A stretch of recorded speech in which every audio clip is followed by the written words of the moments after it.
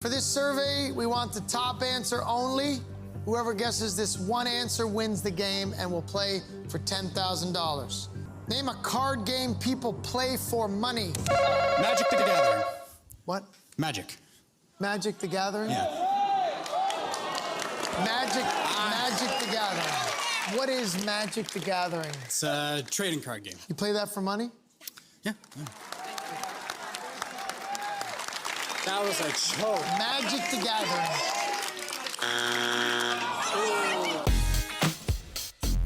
You are listening to Faithless Brewing, a Magic the Gathering podcast for the Spike Rogue. Each week we design new decks for tournament play.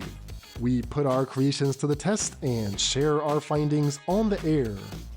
Coming up on the Brew session, new artifact decks with 3rd Path Iconoclast. Then on the Flashback, testing results with Diabolic Intent. Plus, picks of the week in Modern and Pioneer. That's all coming up on Faithless Brewing. Thanks for listening and enjoy the show.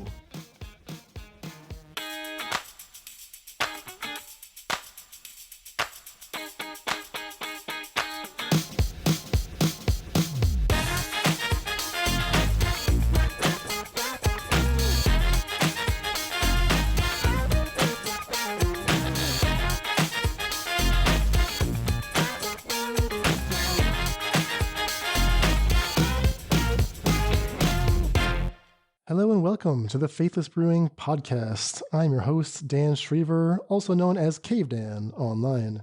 And I'm joined today by my guy from Argentina. You know him as Morde to Light. It's Emmy Sagasti. Emmy, welcome. Hey Dan, how is it going all the way down in the Holy Land? Where you are not boiling. It's freezing here.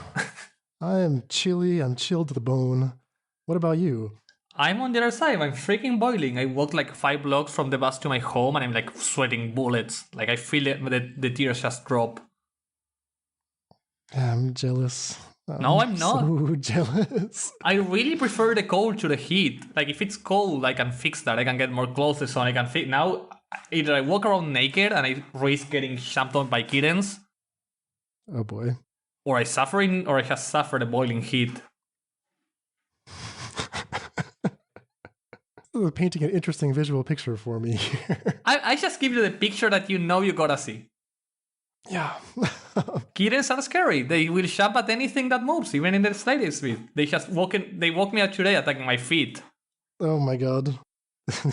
They will jump at anything that moves as you walk around unclothed throughout the house. That's the image we provide our viewers with. People sometimes ask, why don't you guys do video podcasts? I'm like, well, this is one of the reasons. This is one reason why. No. We don't have any visual component to the show. I just gotta make sure all the viewers know I always wear clothes when I record. Because I have the camera, Dan is looking at me. I have never, not a single time, recorded without a shirt on. Oh boy. So far. The summer is young. Who knows what's coming? That's what the so far is for. If it ever reaches 42 degrees. Hot tub streams. Hot tub streams, yeah. And I'm talking in real units, not American units. Twitch.tv/MordToLight. If it ever reaches 108 Fahrenheit, I'm just going extreme. All right, well, on that note, what better time to ask for some Patreon support? What do you think? Get our housekeeping out of the way right at the top. Yeah, so for our beautiful patrons, that people that always fantasize about the bathtub stream, we got Joining the Ranks, Team Shay, Tyler C, and Daniel B increasing the pledge. Thanks so much for supporting us, for always keeping us going, and for showing your dedication and your love towards us. But why did they join the Patreon, Dan? What do they get? Well, you get to support the show. That goes a long way. It helps us keep going. You also get some nice perks. For starters, you get to join our wonderful Discord community. It is a beautiful Discord. It certainly is. We got brewers in there all the time, throwing around wild ideas. From time to time, you get to vote on cards. We actually have a vote coming up later this week. I've got the list of cards nominated right in front of me here. It's some spicy ones. So look for that episode on Friday, maybe? Should be one. Like, give me a spicy one. I haven't seen the deck list for everybody to know. This is only in the CEO's hands. You want a good, juicy hint. I want that juicy one. One of those that it's likely not gonna win because it's too spicy. All right. There's a black enchantment that costs 2 mana. It's like a Heartless Summoning. I know exactly the one you're talking about, the new one. Well, it's very old, actually. It's an ancient build around. It's so advanced that I've never seen anyone in history make a deck around this card. Really? It makes all of your spells cost 2 less to cast. It's called Blood Funnel. I'm not going to read the whole card now. You gotta sacrifice a creature for each spell. Exactly. I tried that. If you want to cast anything. Oh, you've tried this. Okay. I tried and failed miserably. Like, I tried for, like, literally... I didn't even play it. Like, I just started brainstorming for 45 minutes and gave up. Now this is gonna be a challenging one. Can you guess who nominated that card is the question. No, I know exactly who did. Oh, you know exactly who did. It's the same person that nominated the Green March. That's right, the classic Kilgore Trout nomination. He's challenging us, having us expand our brain muscles. It's like Jeopardy. Who nominated this card? Is the answer Kilgore Trout? Exactly. So if you would like to vote on those cards, I think there's 14 on the ballot this time around. Be sure to listen to our next episode. And of course, sign up for the Patreon where you can hash it all out in the Discord. We'd love to see you there. Yeah. Yeah, so with that being said, we can get on to the order of business for today. We have a new card to brew around. That is third Path Iconoclast. David has left us some spicy Pioneer lists. And this is a card that we've seen in Modern as well. This is one of the higher profile cards. I think that's fair to say. Even in Legacy. Yeah, even in Legacy. We'll also tell you about our testing from last week with Diabolic Intent. And if time permits, we'll take a look at some of the new technology coming out of week 2 of the Brothers' War. Yeah, one of Dan's favorite cards. Both Dan's favorite cards. Seeing some beautiful, spiceful play. And David's favorite card. In a separate list. Which one was David's favorite? We're gonna get to that when it comes to that. Let's not spoil anything. These are all like 2 mana commons. 2 mana commons for draft. These are all the cards we love. I'm surprised by how many of the good cards from Dominaria United are like pretty decent common and uncommons. Yeah, it's impressive. So, good quality set. Speaking of, a decent uncommon. A pretty decent uncommon. Third Path Iconoclast.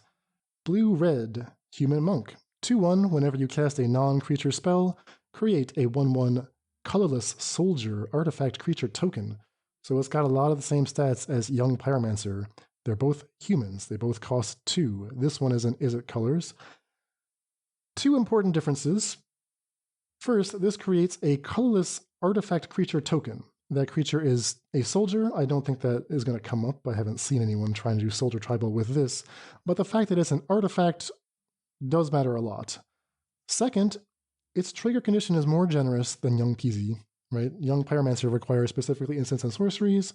Third Path triggers off any non-creature spell. So again, that artifact thing is coming up. Like, let's say I want to generate a bunch of artifacts and I'm looking for artifact payoffs in my deck. Stands to reason I would also be playing stuff like Mishra's Bauble or Mishra's Research Desk, perhaps. Want to have a lot of artifacts in that deck, and while Young Pyromancer would ignore those cards, Third Path Iconoclast is happy to trigger off those, or off Planeswalkers, or enchantments even. And I think that might be the biggest difference in its favor. Like, there's a lot of tiny upsides alongside it, but just triggering out of anything is what just brings you to the card. So it's fair to say that, I mean, apart from having more stringent color requirements, this is just a better card overall than Young Pyromancer. However, Young Pyromancer is not exactly blowing anyone's socks off these days. It's kind of an old man's card. The times have passed by Young Pyromancer and its ilk. Yeah, you have to be a lot better than Young Pyromancer to see play, not just a tiny itty bit better. Yeah, and I think that's one of the questions that I have, at least going into this week.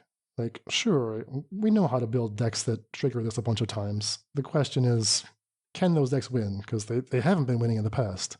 So what's going to change? I mean, is the fact that it's making artifact tokens enough to make this more useful, more of a synergy piece?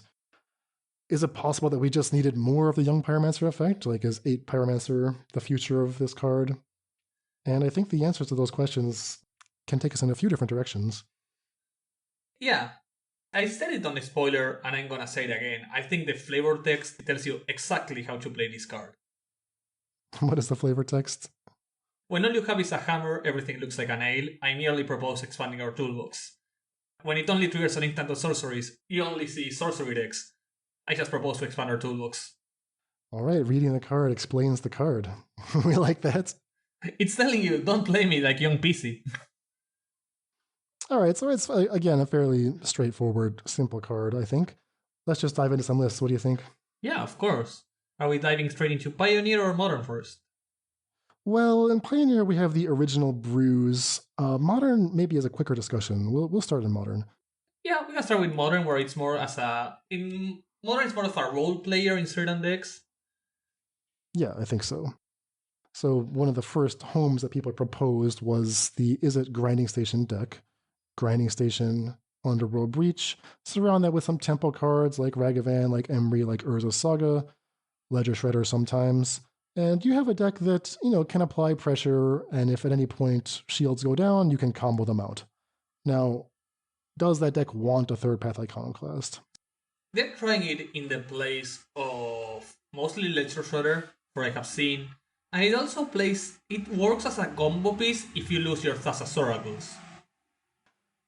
It does. The way that works is that when you have the Grinding Station and the Breach in play, you cast your Amber or your Mishra's Bauble that lets you untap the Grinding Station. If the Iconoclast is in play, you generate an extra artifact token, which means an extra untap on the Grinding Station. So what ends up happening is you get to mill them for 3 in addition to milling yourself for 3. So it kind of mills both players out. Yeah, and as they get to draw later, it can in a lot of scenarios just mill them out, say go, and they will lose on the draw step. And there was some concern that, okay, that doesn't work if your library is smaller than theirs. But you can find a second Iconoclast while doing this, perhaps, and then you have enough to mill them out. It doesn't matter if your library is less. It matters if your graveyard plus library is less. Right? Does that make sense? I haven't actually tried this. Like, if you have, 10 cards in the graveyard and 42 in the library, you can still mill your opponent for 52. Actually, you can mill them for more, because you don't have to keep milling yourself, actually. For every card, you would just mill them twice. Right, there's a certain point where you no longer need to mill yourself. Exactly. You just point everything at them, say go. Hopefully you have not triggered Mishra's Bauble at any point so that you don't die on their upkeep. That would Hopefully be I don't have any mirable triggers floating around. But, yeah, so just looking at the challenge results from yesterday in the Modern Challenge, I saw 3 Grinding Breach decks in the top 32. 2 of them were playing Iconoclast main deck, 1 was not. It looked like they kept the Teferi Splash, a very important card for the deck, so I was initially thinking maybe they would just cut the white. I saw someone in the 5-0s this week had done that. They just dropped white and used those slots for the Iconoclast, but it looks like the more successful builds are doing what you said, Morde, of keep Teferi, cut Ledger Shredder. There's a decklist that won a tournament in Singapore that went 7-0 playing a 1 of Jeskai Ascendancy and Iconoclast. The spice. Alright, so definitely a role player there, right? I don't think it fundamentally changes that deck or its plans. Yeah. Same is probably true for this deck that I have to call Grixis Tempo. We used to call this Grixis Death Shadow, but as we've seen, Death Shadow has become the least important card in the deck, and indeed they have cut the Death Shadow in this build from DAC Faden 07. They've cut Death Shadow and just replaced it with Iconoclast, and got a 5-0. Yeah. It's Grixis Tempo, just play this card, play Down in the Log, play removals, and play Protect the Queen, play an Iconoclast, get 4-5-1 idiots that are gonna win you the game. We've seen Tolarian Serpent tried in this same shell last set, so it seems like you can just tinker with your final threat slot there, and, who knows? Time will tell if that becomes anything. But again, role player for the Iconoclast, for sure. Exactly. So in terms of modern decks that actually feature Iconoclasts, the only one we've seen is the one that we talked about last week when we were looking at Week 1 technology, and that's Aspiring Spike's Izzet Iconoclast Brew.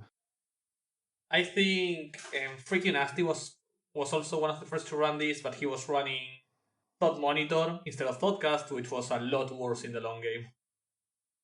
The Thought Monitor was worse than the Thoughtcast, really? It was super hard. Like, the deck was super consistent at getting 2-3 artifacts on board. Maybe the fourth one in mid-game, but never the fifth and sixth. Interesting. So, like, the Thought Monitor was super expensive. Yeah, I mean, the difference between not being able to cast something at all and getting to draw 2 cards for 1 mana is huge. Yeah, I assume the same thing you did. Like, it was gonna be better. Also, the fact Monitor doesn't trigger third Path Iconoclast, so they don't, like, loop as good as well. So structurally, this deck has a lot in common with Izzet Grinding Breach. They both have Ragavan, they both have Emery, they both have Expressive Iteration, Bauble, and an Urza Saga package. The difference is that instead of playing the combo, so instead of playing Grinding Stations, Fastest Oracles, Underworld Breach, etc., Aspiring Spike just used those slots for interaction. So he got 4 Metallic Rebukes, 4 Thoughtcast, Spell Pierce, Galvanic Blast. A few more Urza Sagas, Bullets, main deck Soul Guide Lantern. Mishra's research deck is popping up in a lot of deck lists. Yep, the one of Research Desk, which looks like it's going to be a staple of any red-based Saga package. And yeah, I mean, Iconoclast just features a lot better here. You're getting the artifact tokens to pump up the Urza Saga constructs, to fuel your Thoughtcast, fuel your Metallic Rebukes. It's a beautiful card here. It super well exploits the fact that there are artifacts, either giving you like 15/15 in constructs, or just making the Thoughtcast a lot cheaper. Yeah, so a nice little brew. We talked about it last week, so I don't want to belabor it too much, but I think in terms of testing this in Modern, if you just want to see like what the Iconoclast can do, right? I love how this deck features it really strongly. I agree. Also, going back at anything to what I said, when we read Mishra's research decks, did we ever realize it was until your next end step? The end step of your next turn? You lie. It's the end You're step of speaking your falsehoods. next turn. You have so much time to cast whatever that exiles. Are you sure? It's not your next end step. Okay, 1 to cast, 1 to activate, sacrifice the research desk, exile the top 2 cards of your library, choose 1, until the end of your next turn. Did you errata this card when I wasn't looking? I had the same freaking issue. My opponent, I was playing against this deck and my opponent just exiled a Thoughtcast and they were like, they had a land and a Thoughtcast. So I was like, okay, they are tapped out, they're just gonna exile the land and that's it, that's fine. And they exiled the Thoughtcast and I was like, wait, are they dumb? And I realized, no, I had the stupid. And next turn I started the turn with the free Thoughtcast and I was like, oh, this card lets you cast it for so freakingly long. So Mishra's research desk is a card that features in several of the lists that David has built for us today. I think it's a card we're going to be seeing a lot more of, and it might be a card that just deserves its own week soon, because it's surprisingly good from what I've seen so far. I don't know if you can give it a week, because I don't know if you can build around it, but it's such a good role player in all these Urza decks. Like, it's the best card you can get for value. It's like a look at 4, draw 2. Yeah, in Modern, its role is much more limited. But, I mean, in Pioneer, it's one of the most important artifact tools. Yeah, maybe that's the place to play like a whole playset of values, Mishra's research desk. So, what do we have? Talking about Pioneer, where is the Iconoclast in Pioneer?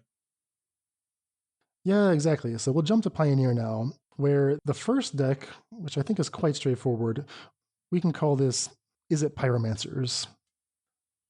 If you like Young Pyromancer, now you have more, right? There's no Mishra's Baubles here, so you're not going to be triggering this with any clever artifacts. You're just playing the best cantrips in Izzet. So you have that blue package, Consider, Opt, Treasure Cruise, etc. Some red removal spells, very standard stuff. You do need some threats, so now you have the option to go, okay, 4 Young Pyromancer, 4 Third Path Iconoclast. You might want something else. Ledger Shredder makes sense because you're going to be casting Considers and Ops. A card that we've seen people trying, especially last week at the regional championships, is Balmor Battlemage Captain, a card that gives all your random tokens +1/+0 and trample whenever you cast spells. So it's a nice way to complement the threat suite. Yeah, to just close out the game. Have 4 or 5 tokens, has 2 cantrips and get in for 15 with trample.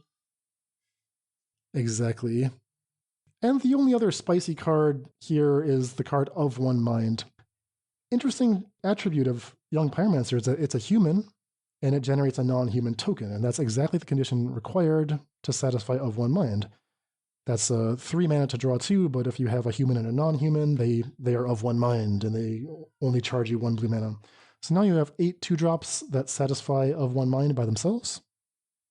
So we can play, let's say, 3 copies of that. So the list that David has sketched out here is very basic, and I saw several other people testing basically the same concept. You can tweak the numbers on the spell slot to your liking.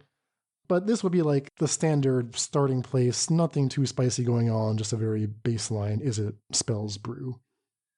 Also in Pioneer, there's a huge advantage to Iconoclast against one of the bigger meta decks, which is mono white, which is Iconoclast plays around Brave the Elements.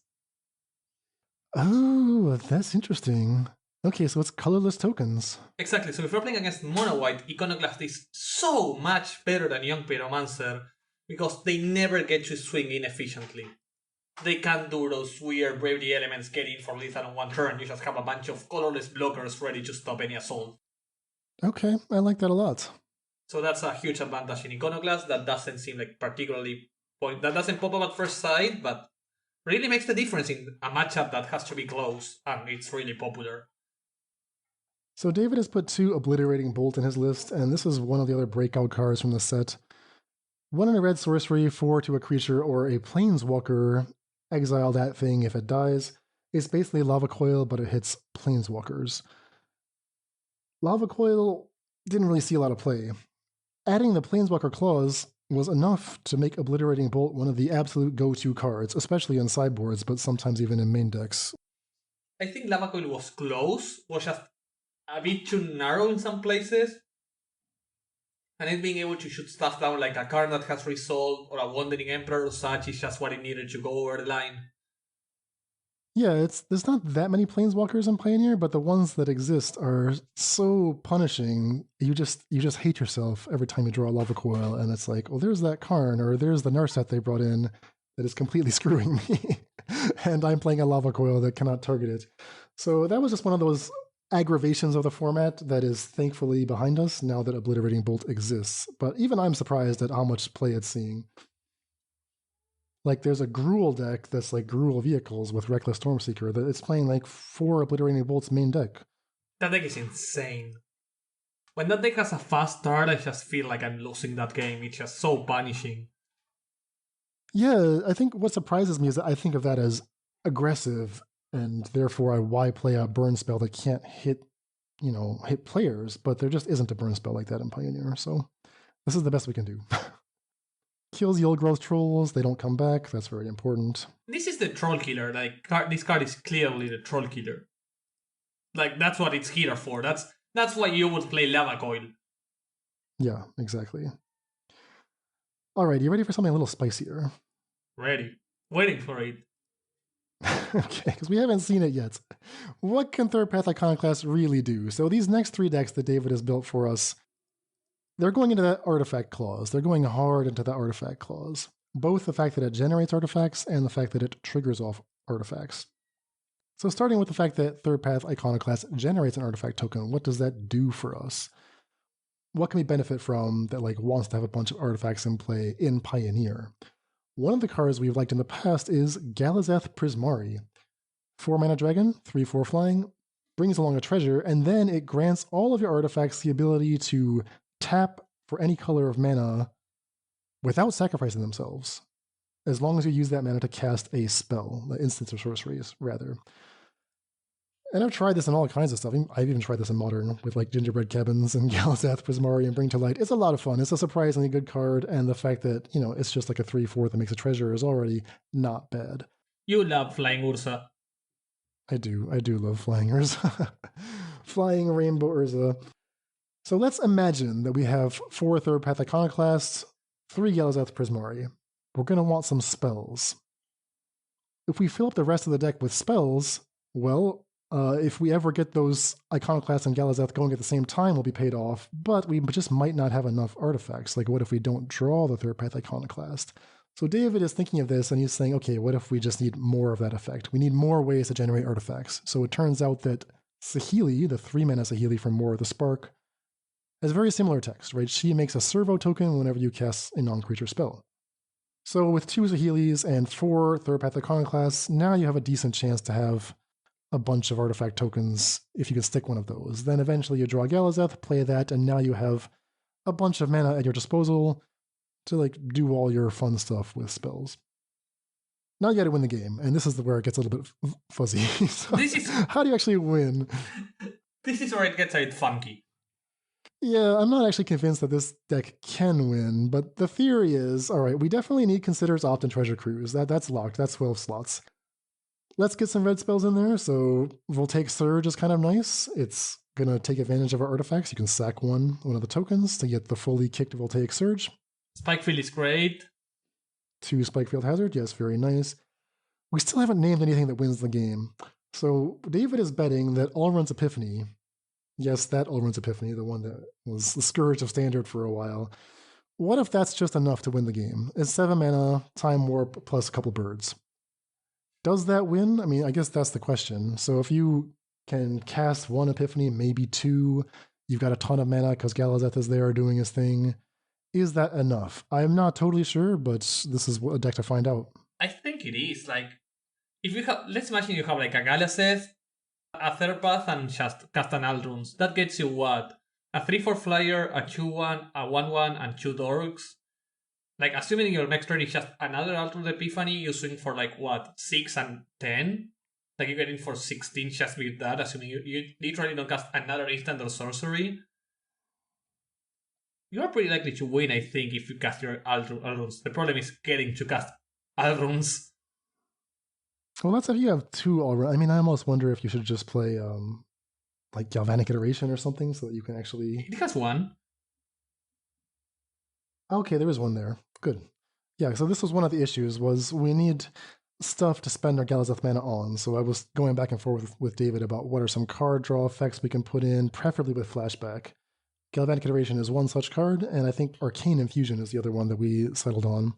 Yeah. Just a clean 2 mana, look at your top 4, instant, Flashback for 5. And of your top 4, you get to take a spell, instant or sorcery. So it's not great, but if you have surplus mana, it's one of the better ways to assemble your spell-based combos. Yeah, it's like a double impulse. Then a couple Izzet Charms, a couple big scores, and a Salundi Vision. So again, trying to take our MDFC slots and convert them into card draw. Yeah, I have 3 MDFCs, 2 Spikefield, and 1 Silundi. Alright, so that's fairly straightforward. What if Galazeth pays us off? Further down this same rabbit hole. Alright, we're making artifact tokens. We got the Iconoclast. This is a lot deeper down the same rabbit hole. Like, we're going deeper and deeper. Yeah, we've passed like the gentle rabbits, the respectable rabbits, and we've gone further down the hole. So we're the kind of low life rabbits. These are not respectable rabbits. Yeah. And we're even kind of leaving them behind. We're going to the furthest, deepest underground layers. So what if instead of Galazeth Prismari, what if we used Inspiring Statuary? Homeless Man's Urza. Morde is devastated by this. He can't believe we're talking about Inspiring. Inspiring Statuary, for everybody that has taste and doesn't remember exactly what the card does. 3 mana artifact, non-artifact spells you cast have Improvise, which means you're giving artifact convoke to all your other spells. Improvise is like a super nerfed affinity. It's However, convoke. it's a unique effect. It's convoke. Convoke for artifacts, yeah, good. It's artifact convoke. So let's just imagine that we've got the Iconoclast and we've generated some tokens. Then we draw our Statuary, and now the plan has all come together. What are we going to get paid off for? And the trick with Inspiring Statuary is that it cannot cast artifact spells. So you need to have non-artifact payoffs that while simultaneously having a lot of cheap artifacts. It's a very hard card to meet the conditions for this. The payoffs that David has chosen are the colorless ones. So he's got a full playset of 8 mana Ugin, a couple Ulamogs, and it looks like 3 Karn Scion of Urza. This is the only way to make a Karn Strux in Pioneer. So that's the payoff, that 9-card package. What haven't we done yet? Well, we actually haven't generated any artifacts yet. So we have our Statuaries, we have our Iconoclasts. This is kind of tough. We've got the 4 Third Path Iconoclasts, the 2 Sahelis. We need spells to trigger the Iconoclast. So let's get some Voltage Surge. Let's get some Moonstare prototypes. Let's get some Mishra's Research Desk. We're benefiting from the fact that we don't actually need to play Opt and Consider here. Yeah, we're all in on artifacts and the fourth fable. Right. So what we're lacking in is like artifact card draw velocity, if you will. And this is where Mishra's Research Desk really comes into play in a big way. There's 4 copies here, and I think it's got to be one of the most important cards in this build. Like, this has to play the role of your Opt and your Consider.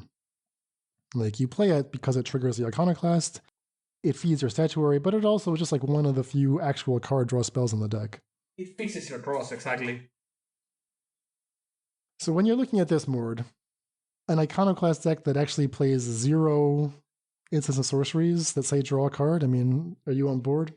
I mean, I can totally be on board. My fear is, in order to cast our big threats, we need both a surviving Iconoclast, an inspiring Statuary, and a big threat. I guess if you wanted to ramp the hard way, you could do a Moonstare prototype. There's 4 here. You could do the Fable token. That's another mana. Yeah, Moonstare prototype is great because it's our way to use our artifacts. But this Moonstare prototype doesn't work if you have Statuary, because unless you have exactly your only non-artifact creature, which is the Fable token and the third path. Well, if we have Statuary, we're all set. Everything's great. How can they win if we have the Statuary? We have a 3-mana artifact. How can they win? It's like Snaring Witch, but better. Yeah. I like going deep into the non-artifact part, like just playing good cards, not requiring to play a lot of instant and sorceries. I'm a bit afraid that this might be too down the rabbit hole. Too many moving pieces. Yeah, I'm worried that you'll just never cast the Ugins. Like, they seem so expensive. And the Ulamog also seems so expensive. I mean, Ugin might be castable, like, you have 4 lands, a Statuary that taps for... So the Statuary taps for 1, you have a token flying around, a prototype and a treasure. I can really see like a turn 5 Ugin or turn 4 happening consistently. Ulamog though? That's another episode. Yeah, so what if we cut the Ulamogs and we just play another Karn? Yeah, I like the placement of Karn before the first 10 mana threat. Okay. Yeah, I think that if this deck is going to succeed at all, it's got to be on the back of the research desk. Like, it just does everything for this deck. You need something to make your Moonstar prototypes actually work, and the research desk does that. You need something to draw cards and get card advantage. It does that. You need to trigger the Iconoclasts. Does all that. So it's kind of like we took a random pile of cards and just like slapped some research desks onto it, and we're just going to hope for the best. I'm excited for it. It's a solid plan. We just have to have all the moving pieces survive. And really, really hope we never get K commanded. Never. Please never. Well, if you liked that combination of Moonstar prototype, research desk, and Iconoclast, can I interest you in our 4th Pioneer Brew? I mean, you can sell me on it, and I might be closer. So we're keeping that same core of 4 Iconoclast, 2 Saheeli. Okay. 3 mana Saheeli, that is. We're actually doubling down on it a little bit. We've added Psy Master Thopterist, so now we're really just trying to cast artifacts. And we've added Hercule Master Wizard, the new one from Brothers War. At your end step, if you cast, Instance of Sorcery, is that what it says?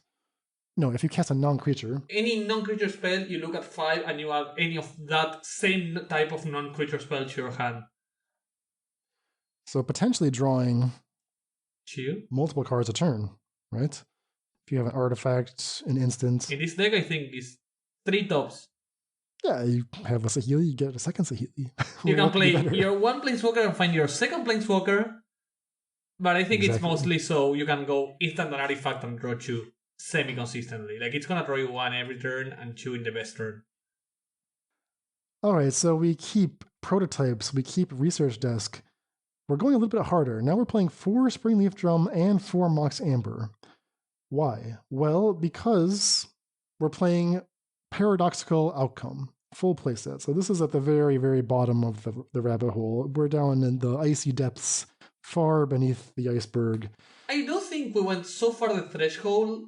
So we dig a hole, right? And the center of the earth, like the boiling, like the hottest, most unlivable place Sure, where the dinosaurs are.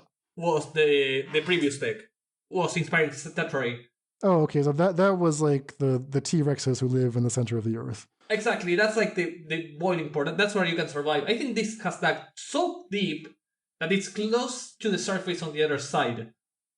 Oh, okay, so we're coming out on China. Yeah. So in your case, you're coming out like in Uruguay, but yeah, Okay. you're coming out like straight on the. We're reaching the surface because we are back to being. We went from sorcerers and instant to artifacts, and the other deck was like right in the middle. We're playing everything, and we're cardcasting an Ugin somehow. So you like Paradoxical Outcome. Oh, I love Paradoxical Outcome. The theory is so cute, right? That we have all these crappy artifacts that we had to play to generate tokens, and they just don't do anything on the board. So what if we just pick them all back up, draw a card for each one, and then we can cast them again and trigger the Iconoclast again. Hopefully we haven't died during all of this, but I mean, we have a much more explosive setup with prototypes and Springleaf Drums and Ambers. Like, we actually have a lot of fast mana, if you could believe that, in Pioneer. Yeah, I don't think this looks a lot like nicer. When your payoff is a 4-mana instant that worst case scenario is gonna draw you 1 or 2 cards, it's a much better floor than a 10-mana Ulamog you're gonna hardcast in the year of our Lord 2027. Yeah, now the challenge is going to be killing them. We don't have anything as clean as Ugin. All we can do is generate tokens and attack. But we can generate a lot of tokens. Yeah, third path plus Psy, so you go like Moxamber, Moonsnare, Springleaf Drum, Moonsnare, Paradoxical Outcome, then recast everything is like, what, if you have a third path and a Psy, 18 tokens? Oh gosh, really? Yeah. Okay. So Mox, Springleaf, double Moonsnare plus Paradoxical is 4 plus 1 plus 4 because you recast for free. Like, if you have those scenarios where you have 3-4 artifacts and like 2 creatures, you win. And that doesn't seem completely unachievable. Yeah, maybe. I like how the Paradoxical gives us another card draw outlet, so it's not just the research desk holding everything together. So we have the 4 research desks, we have the 4 Paradoxicals. Sai can draw cards in a pinch. You could even have Saheeli like turn an artifact into a research desk if you're really desperate. It was so much weight on its tiny, poor shoulders. Exactly. Also, Zack, it's desk, not deck. Freaking Nasty has been tormenting him for that for the past weeks. Now I'm back on that boat. So if Zack ever hears this, desk. Mishra's research deck? Is that what they're calling it? That's what Zack was calling it. Mishra's playtest deck? Okay. That would have been a great name. But he wasn't picturing like a deck of cards, more like a deck, like a laptop, like a computer, like a deck. Ah, I see. Gotcha. Like a stream deck. Okay. Yeah, exactly. Mishra streamer. Well, so that's some ideas for third path Iconoclast. I think the Pioneer ones look more fun. I mean, I like Aspiring Spike's Modern Brew, but in terms of like the spice, these Pioneer ones, especially this last one, speaks more to my soul. Yeah. The 8 Pyro one has been tested a lot the past couple of days, like that's immediately what lured people in. People went like straight into that. Mm-hmm. But I really like this alternative. Yeah. I just want to call I called it shot with the fact that every Azorius a lot of Azorius control decks in Pioneer are running the really bad wild removal, which they change their mana base to play. What, lay down arms? Yeah. We'll see. We'll see if that sticks. I think it's terrible, but we'll see. I thought it was terrible until they casted it against me the other day, and I was like, oh no, my Dork. 1 mana kill a Dork. That shouldn't be possible in Pioneer. All right, so that wraps up our brew session on Third Path Iconoclast. Next up is a flashback. We tested Diabolic Intent, a card that we talked about in our previous show. And we had a few different ideas for this. I mean, it's a pretty open-ended card. All it is a demonic tutor that makes you sacrifice something, so lots of different decks could theoretically find themselves, sure, I'll take a tutor. Why not, if I can support it? So we had a few ideas that were like existing decks, and we shoehorn in some Diabolic Intents. We had some others that were more purpose-built, like, okay, we're going to build a sacrifice deck from scratch with a combo finish, etc., etc. Lots of different ways you can go. I think we each just picked two that spoke to us personally. Morde, you were playing Modern. Why don't we start with you? What did you test for Diabolic Intent, and how did it go? So I was testing a deck list that I have played a lot in the past, which was the Magda. So we have reached the point with Anthony, with I Play Bad deck, where in a weekly basis, we settle on a tribe. A Magda decklist is built around that tribe.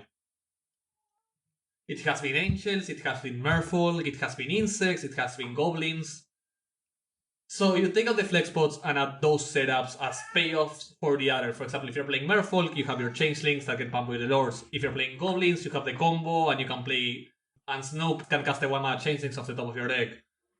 If you're playing angels, you have Giara, which is not only a mana dork, but also makes your changelings start getting exponentially bigger. And then you have like the 3-mana Kalia, is it the name of the angel? You look at the top 5 and you put a demon, a dragon, and an angel into your hand, and you just put 3 changelings. Yeah, I love that interaction. Kalia, Zenith Seeker with the changelings. Draw 3. So the last iteration we played was with insects, and I was like, what this deck wants is a way to either find Greased or Magda more consistently, and I have a lot of 1-drops and 2-drops, and Greased tokens that just do nothing. So I added 3 Diabolic Intents. Seemed like a decent way, also works great with Vial because you can just sacrifice and put it into play the same turn. The results were less than great. We got a 2-3, which could have been worse. So, Diabolic Intent in this build, I mean, you're almost entirely creatures. You have 26 creatures plus 4 Grist, 4 Ether Vial, 3 Diabolic Intent. Almost every scenario, I imagine you're searching for a creature, right? Yeah. This is one of those scenarios where, like, you didn't have to play Intent specifically. You could have played a different creature-specific tutor. But there isn't one that just costs a single peep, and on these mana bases... Sorry, the mana base was a tad different than the one showing here. I had to add a few swamps, a few shocklands. But look at the mana base. You're playing 12 creature lands. You can't afford to double peep on your tutors or any non-creature you're playing. Like, Elamri's Call is literally uncastable. I see. Eldritch Evolution, no chance with double green. No chance. So that's what makes the deck building hard for that sort of like tutor. You can't play Imperial Recruiter because you're gonna have to play a card on human. Like, it's really hard to splash a double peep, even 1 peep sometime.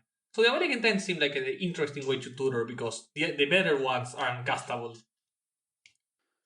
One of the other requirements is that you have to have some cards in the deck that are much more powerful than others that you actually want to search for. So this is kind of a strange build, but what are the cards that you're really likely to tutor for?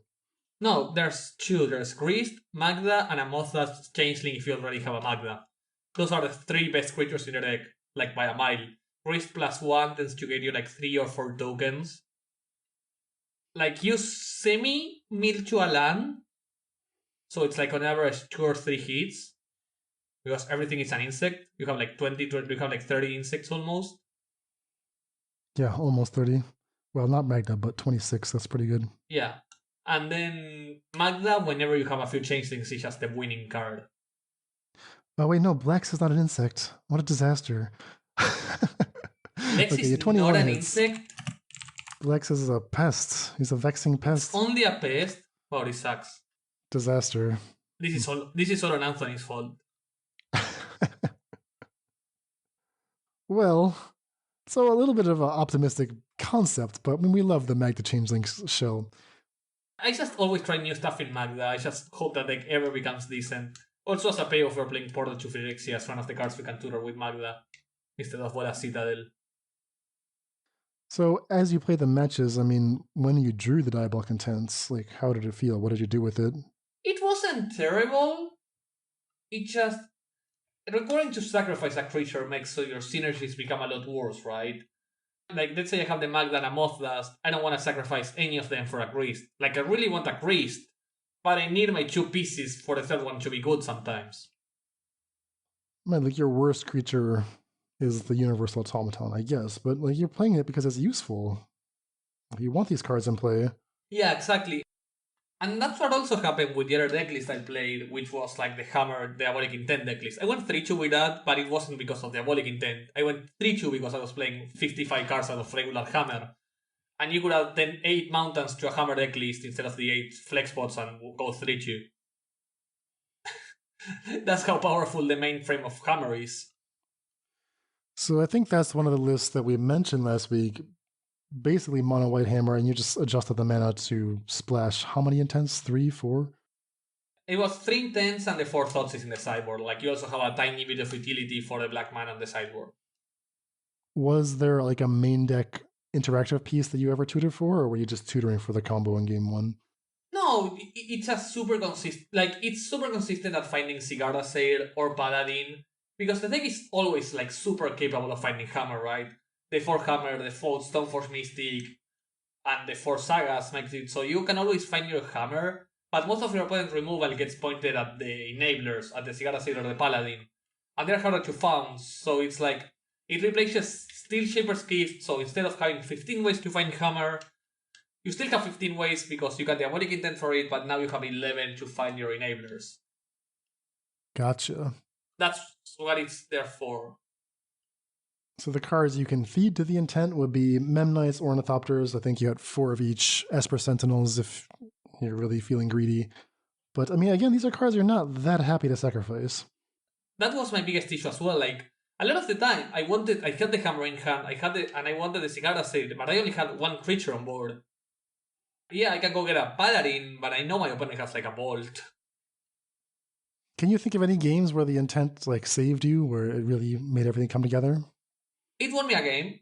It was like the perfect top deck one game where I was playing against a Sketches deck, so I didn't care about my creatures. Like I had an Ornithopter flying around that was completely irrelevant, and I was just pressuring with a bunch of main mites. And I had like a Hammer stuck in hand, and I just like top deck that, sacrifice an Ornithopter, get a Sigara Sale, getting with the Hammer. It was like just get a Sigara Sale straight into the battlefield for 3 mana, which was perfect. And I think there's some notion to that. Like I think having another better ways to find Sigara Sale or Paladin are really important.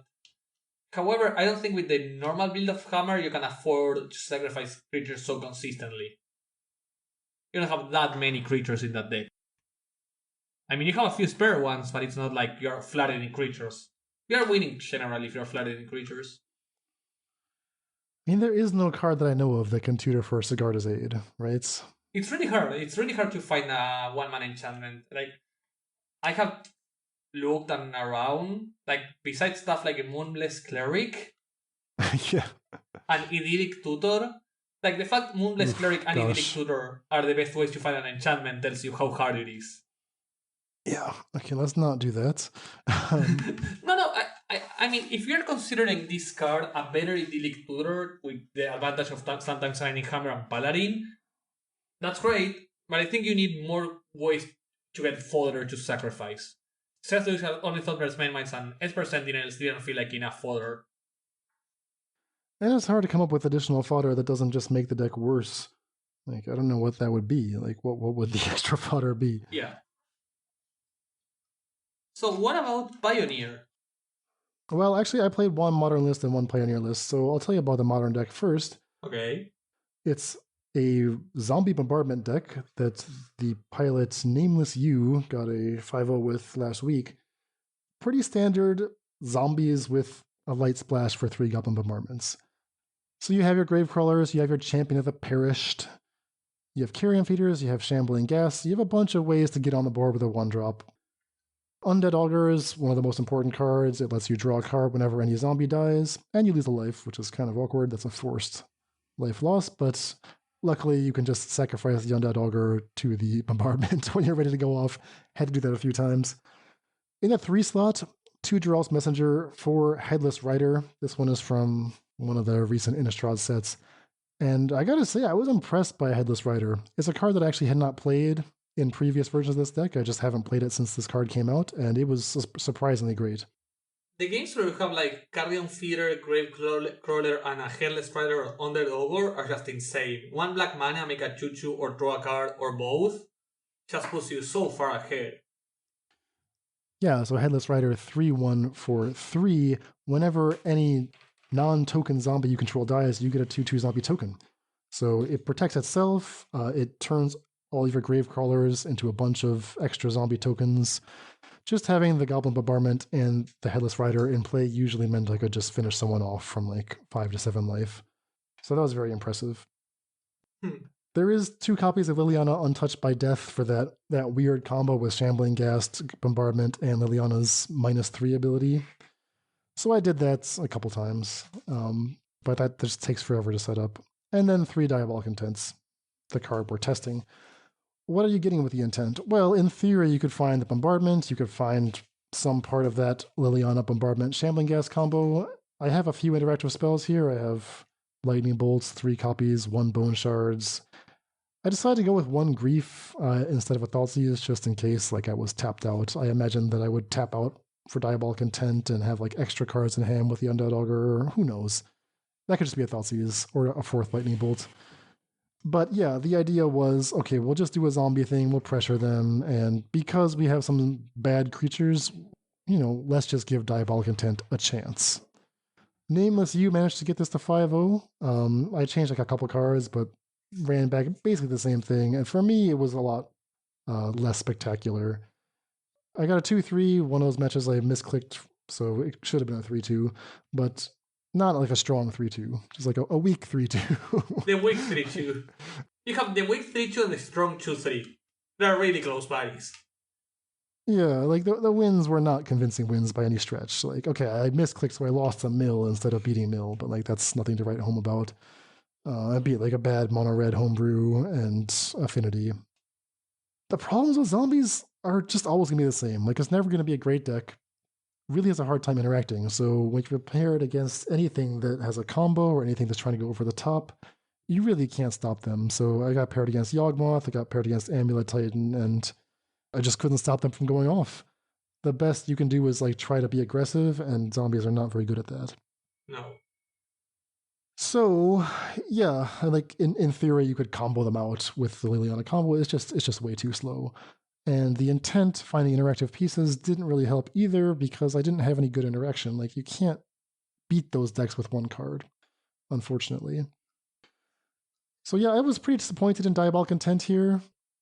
It was okay a couple of times, but honestly, it would have been better as Profane Tutor. Like, it was pretty rare that I had a turn where I wanted to tutor for a card and I had like 2 free mana that I wasn't using for anything else. Also, the delta, I think in your deck is not big enough. Like, outside of you going always for the Lily combo or like you have the infinite combo with Lily plus Shambling Ghast. Yeah, it's not great. I mean, I imagine that I would normally search for Goblin Bombardment, although in practice I search for Lightning Bolts more than anything else. Sometimes you just need interaction. The only way I can see Intent being good in like a zombie build is to go like full in on the combo, right? 4 Lily, 4 Guardian Feeder, 4 Bombardment, 4 Shambling Ghast, 4 Intent, and try to consistently have like a turn 4 kill. That might have been better. Yeah, because like the generic zombie beatdown was not super impressive. It's not good enough. Like, is there something that Goblins taught me is like being just a fair beatdown deck in Modern is not gonna cut it most of the time. Yeah, exactly. So not a great home for Diabolic Intent. Like I said, the Profane Tutor probably would have actually been better, and that's a good thing to keep in mind if you're like really trying to do tutoring in Modern.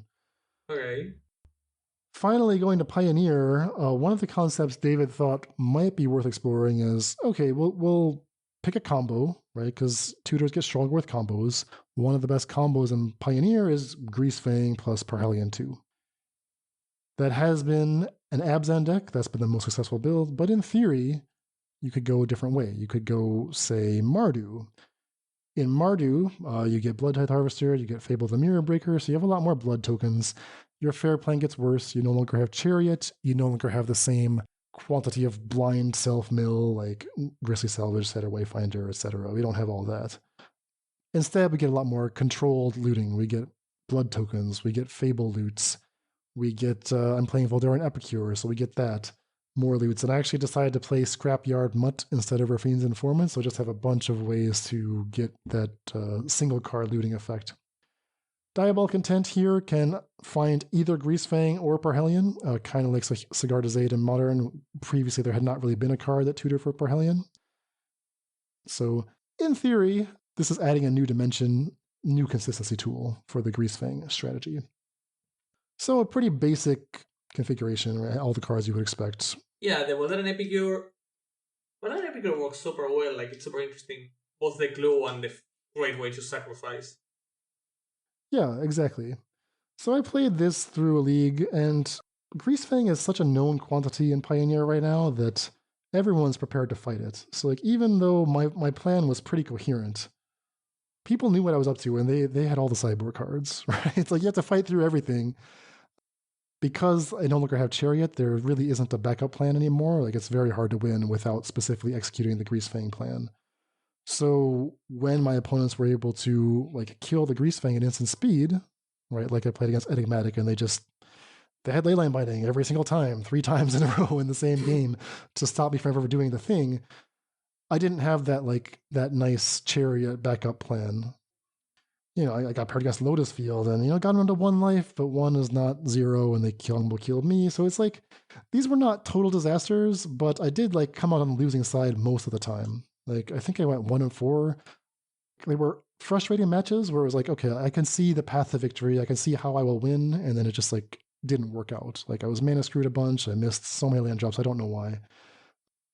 This could have gone a different way, but at the same time, I didn't feel like I was sitting on a gold mine of, vastly improved prospects for Mardu, Greasefang. Again, it came back to intent being super slow.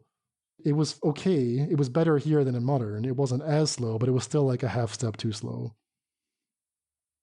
It just feels like not only it requires you to have a lot of mana, it in format like Pioneer, it really struggles against stuff like Eldritch Evolution. Like for Diabolic Intent to be better than Eldritch, you have to practically always go look at non-creature and have not access to green. So I try to keep track what I was tutoring for, and I actually tutored for a land once, which as awkward as that sounds, that was a decent turn 2 play. Turn 1 Stitcher Supplier, mill the Parhelion, sack it, the Stitcher, mill 3 more, get the 3rd land drop because I'm short on lands always, and then do the thing on turn 3. This was much better at comboing off on turn 4 than I thought it would be. It was actually more consistent than I would have expected. But it wasn't as robust. The game plan was just not as well-rounded. There's also letting our patrons know people that get access to this, right? There's a beautiful rant with Dan just hating on Arboreal Grazer. The card screwed me so many times. He just feels so much hate for the O3 dork. I mean, the damn Lotus player combo killed me on turn 4 twice. Grazer, chump blocking, saved him at 1 life. It was just so frustrating. So frustrating. But yeah, I mean, like small things like this. This league was definitely not as bad as the record sounds, but at the same time, the intent, here's the thing, I actually looted the intent away 3 or 4 times. Just because, it was the worst card in my hand. It was the most situational card. It requires having extra fodder you don't need. It requires not being too far behind. Sometimes you just naturally loot into the cards you wanted to tutor for anyway, so it's definitely not a card I needed 3 copies of. And maybe I just didn't need it at all. So yeah, not a great showing for intent in this build either, I think. And if we look around the rest of the web, I mean, we talked about last week, okay, people are experimenting with intent. They're putting in this, that, shell, the other. In week 2, there were far fewer Diabolic Intent decks. There were barely any. Most of the decks just didn't pan out. The archetypes where it had showed up in week 1. In week 2, those same archetypes, people just stopped playing Diabolic Intent. Yeah. And I think they were correct to do so. So, the one deck where it seems interesting is in this Chance Sacrifice, because while we talked why we didn't like it in Rakdos Sacrifice because you didn't have something really powerful to go and get. But when you have Bolas Citadel and Collected Company, are so much more power heavy than the rest of your deck, maybe it's interesting. Don't know if it's good, but at least it fixes the fact that your delta wasn't big enough. Yeah, I like the theory behind it. I mean, we talked about that Sam Rolfe deck last week that they brought to the regional championships, but it just didn't work out. They didn't do very well, and the deck has kind of fallen off. So, yeah, I don't know. we called this card overrated. I don't think I fully understood how bad it was until I had it in my hand a bunch of times. Yeah, I was not impressed. All right, so that's Diabolic Intent. Before we go, Morde, I just want to talk about two more decks, because these are too sweet not to mention.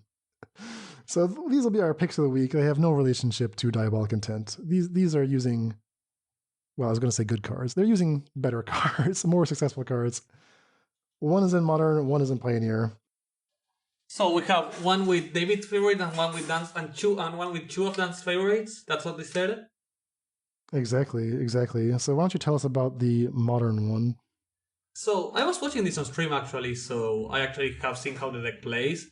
They're talking about Spike's Sarinth Food, which is actually rule food. The only black card is Oval Chase Daredevil, featuring two favorite cards from Dan from last expansion, Scrapwork Mutt and Sarinth Steelseeker. Sarinth Steelseeker is the 2-mana 1/2. Whenever an artifact enters the battlefield, you may look at the top card of your library. If it's a land, you draw it. If it isn't a land, you may put it in the graveyard or keep it on top. So, as you start making a lot of foods with your underworld cookbooks and just like tapping it every single turn with a Daredevil, you're just stocking up your graveyard, finding your Daredevils, finding your Feasting Troll Kings, finding your Mutts, as well as just throwing a bunch of lands to find your Ursa Saga and giving you all the land drops you might need. So 4 copies of the Sarinth Steelseeker. It was quite good. Like, whenever he went like turn 1 Cuckoo, turn 2 Steelseeker, and every single turn get like a free surveil that just throws you lands, was great. Was it great even when he didn't have the Oval Chase Daredevil yet? So I saw it only 2 times without the Daredevil, and in one he found the Daredevil. Okay, because it digs pretty quickly. If you don't want the card, you just mill it. Turn 2 Steelseeker, it was like against Hammer, so it didn't like die super quickly.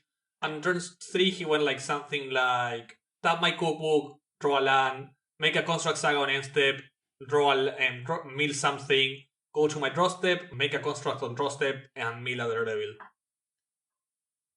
So my question is, like, how does this deck not die, right? There's almost no interaction.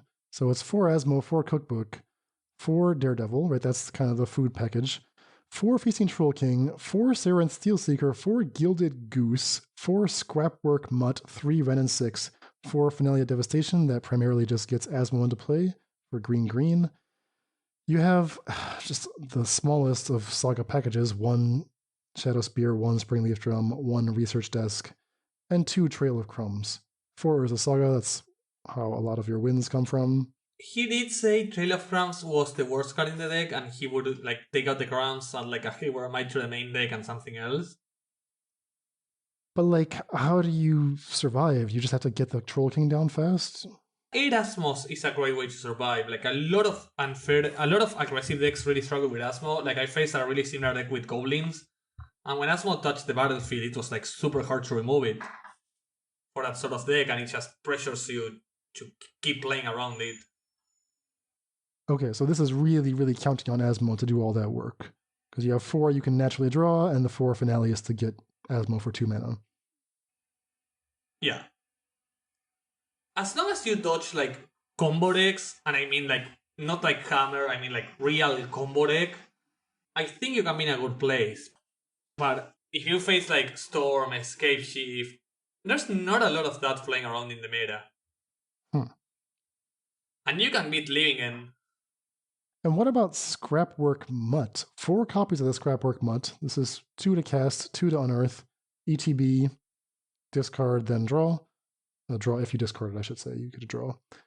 So the meme on stream was people laughing at Spike whenever he said milling a Scrapwork Mutt was value.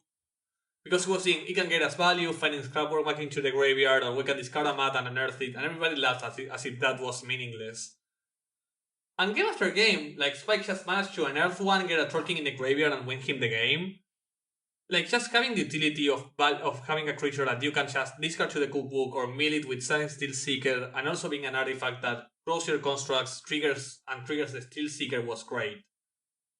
Okay, so I mean, yeah, it's just like feels very slow. It was like a super medium good card. It was a medium role player that did exactly what you would ask for like a medium role player to do. So it converts an extra Daredevil or an extra land for mana 6 into a fresh card. It puts a Troll King in the graveyard if you don't have a cookbook for that already. You can discard it. It triggers your Steelseekers. It's free when you mill it off the Sarinth Steelseeker. I mean, yeah, it makes sense that it does a little bit. I'm just surprised that it earned so many slots in the deck.